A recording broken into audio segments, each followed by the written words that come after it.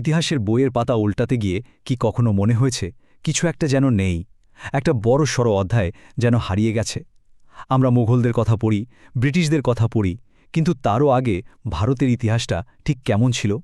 চলুন আজ সেই হারিয়ে যাওয়া অধ্যায়েরই সন্ধান করা যাক। একটু মনে করে দেখুন তো স্কুল বেলার ইতিহাস বইগুলোর কথা। পাতা উল্টালে কাদের নাম আসত? মুঘল সম্রাটরা, তারপর সোজা ব্রিটিশরা, তাই না? যেন একটা বাঁধা ছক। দেখুন, একদিকে আকবর, ঔরঙ্গজেব, ব্রিটিশ শাসন, এদের কথা পাতার পর পাতা লেখা, আমরা সবাই পড়েছি। আর অন্যদিকে বিক্রমাদিত্য, চন্দ্রগুপ্ত বা ধরুন গোটা গুপ্ত সাম্রাজ্য, এদের কথা হয় এক লাইনে শেষ, নয়তো খুঁজেই পাওয়া যায় না। অদ্ভুত না ব্যাপারটা? এই ফারাকটা কেন? তাহলে আসল প্রশ্নটা কি দাঁড়াচ্ছে? এই ইতিহাস কি ইচ্ছে করে কেউ মুছে দিয়েছে, নাকি এর পেছনে অন্য কোনো গল্প আছে? চলুন একটা একটা করে ক্লু খুঁজে বের করি। আমাদের তদন্তের প্রথম ধাপ বা বলা ভালো প্রথম সূত্রটা হলো প্রমাণ। মানে ইতিহাস তো আর এমনি এমনি লেখা যায় না, তাই না? এর জন্য উপাদান লাগে। যে কোনো ইতিহাস লেখার মূল ভিত্তি হল প্রমাণ। প্রমাণ না থাকলে সেটা ইতিহাস নয়, গল্পকথা। আর ঠিক এই জায়গাতেই প্রাচীন ভারত আর মধ্যযুগের ভারতের মধ্যে একটা বড়সড় পার্থক্য তৈরি হয়ে যায়। ব্যাপারটা একটু বুঝিয়ে বলি।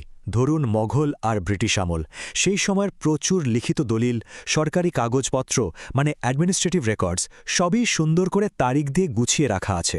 কিন্তু প্রাচীন ভারতের ক্ষেত্রে ব্যাপারটা ঠিক উল্টো। এখানকার ইতিহাস মূলত মুখে মুখে চলা, মানে পুরাণ, কাব্য এইসবে। যা কিছু পাওয়া যায় তা পাথরের গায়ে খোদাই করা বা তামার পাতে লেখা। কিন্তু সেগুলোর সঠিক সালতারিখ বের করা ভীষণ কঠিন একটা কাজ। তো স্বাভাবিকভাবে পাঠ্যবই লেখার সময় যে যুগের তথ্য হাতের কাছে বেশি পাওয়া যায় সেই অধ্যায়টাই বড় হয়। আচ্ছা, এবার আসি আমাদের দ্বিতীয় সূত্রে। আচ্ছা, একটা প্রশ্ন করি। আধুনিক ভারতের ইতিহাসটা প্রথম কারা গুছিয়ে লিখেছিল জানেন? ব্রিটিশরা। আর তাদের দেখার ভঙ্গি, তাদের অ্যাঙ্গেলটা কিন্তু এখানে খুব বড় একটা ফ্যাক্টর। ব্রিটিশরা কেন ইতিহাস লিখল? শখের বশে? না, তাদের দরকার ছিল। এত বড় একটা দেশ শাসন করতে হলে তার অতীতটা তো জানতে হবে। কিন্তু তারা ইতিহাসটাকে নিজেদের মতো করে, নিজেদের সুবিধার জন্য সাজিয়ে নিয়েছিল। তাদের বানানো কাঠামোটা কেমন ছিল দেখুন। প্রাচীন যুগ, ওটা নাকি পৌরাণিক, মানে মিথ আর কি, আর অগোছালো। তাদের ভাষ্যমতে ভারতে আধুনিকতা শুরুই হয় মুঘল আমল থেকে, আর ব্রিটিশ শাসন সেটা হলো শৃঙ্খলা আর উন্নতির প্রতীক। বুঝতেই পারছেন, এই ধারণাটাই যখন আমাদের স্কুল কলেজের সিস্টেমে ঢুকে গেল, তখন প্রাচীন ভারতের ইতিহাস এমনিতেই গুরুত্ব হারিয়ে ফেলল। আমাদের তৃতীয় সূত্রটা বেশ মজার। এটা একটা রহস্য যা একজন রাজাকে ঘিরে তৈরি হয়েছে। আর এই একটা উদাহরণই বুঝিয়ে দেবে যে প্রাচীন ভারতের ইতিহাস লেখাটা কতটা কঠিন একটা কাজ। নামটা হল বিক্রমাদিত্য। নামটা তো সবারই শোনা, তাই না? কিন্তু আসল প্রশ্ন হল এই বিক্রমাদিত্য আসলে কে? আর এখানেই ঐতিহাসিকদের মধ্যে বিরাট বিতর্ক। একদিকে একদল গবেষক বলছেন তিনি ছিলেন উজ্জয়িনীর এক কিংবদন্তি রাজা। অন্যদিকে আরেকটা থিওরি বলছে বিক্রমাদিত্য কোনো একজনের নামই না, এটা আসলে একটা টাইটেল বা উপাধি, যেমনটা গুপ্ত সম্রাট দ্বিতীয় চন্দ্রগুপ্ত ব্যবহার করেছিলেন।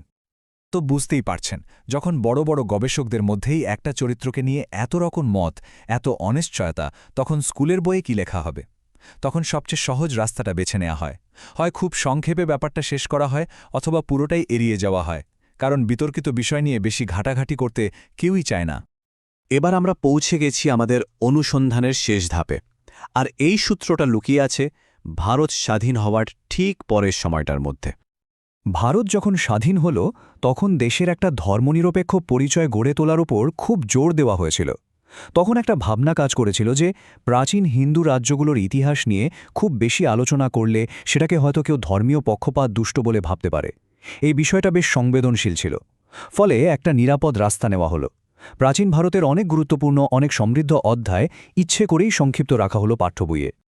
এত কিছু শোনার পর মনে হতেই পারে, তাহলে কি এই ইতিহাসটা পুরোপুরি হারিয়ে গেল? উত্তর হল একদমই না। আমাদের এই পুরো অনুসন্ধানের শেষে একটা জিনিস পরিষ্কার: ইতিহাসটা হারায়নি। এটা শুধু পাঠ্য বইয়ের পাতা থেকে সরে গিয়ে অন্য কোথাও লুকিয়ে আছে। শুধু এই কথাটা একবার ভাবুন। গুপ্ত যুগকে বলা হয় ভারতের স্বর্ণযুগ বা গোল্ডেন এজ, অথচ স্কুলের বইতে সেই স্বর্ণযুগের ইতিহাস আমরা পড়ি মাত্র কয়েক পাতায়। এর চেয়ে বড় আইরনি আর কি হতে পারে? তাহলে প্রশ্ন হল, কোথায় আছে সেই হারিয়ে যাওয়া অধ্যায়? উত্তরটা হল আমাদের চারপাশেই আছে। পুরনো মন্দিরের পাথরের গায়ে খোদাই করা লেখায় প্রত্নতাত্ত্বিকরা মাটি খুঁড়ে যা বের করছেন, তার মধ্যে ফাহিয়েন বা হিউয়েন সাংয়ের মতো ভিনদেশী পর্যটকরা যা লিখে গেছেন সেই সব ডায়েরির পাতায়, আর অবশ্যই আধুনিক গবেষকদের মোটা মোটা বইগুলোতে। ইতিহাসটা আসলে সেখানেই শ্বাস নিচ্ছে, জীবন্ত হয়ে আছে। সুতরাং শেষ কথাটা এটাই, এই অধ্যায়টা হারিয়ে যায়নি, মুছেও যায়নি। এটা শুধু আমাদের পড়ার অপেক্ষায় আছে। স্কুলের পাঠ্য বইয়ের বাইরেও ইতিহাসের এক বিশাল রোমাঞ্চকর জগৎ রয়েছে, যেখানে বিক্রমাদিত্য থেকে গুপ্ত সাম্রাজ্য সবাই তাদের গৌরবময় গল্প নিয়ে অপেক্ষা করছে। এখন প্রশ্ন একটাই, আমরা কি সেই বইয়ের পাতাগুলো উল্টাতে রাজি আছি?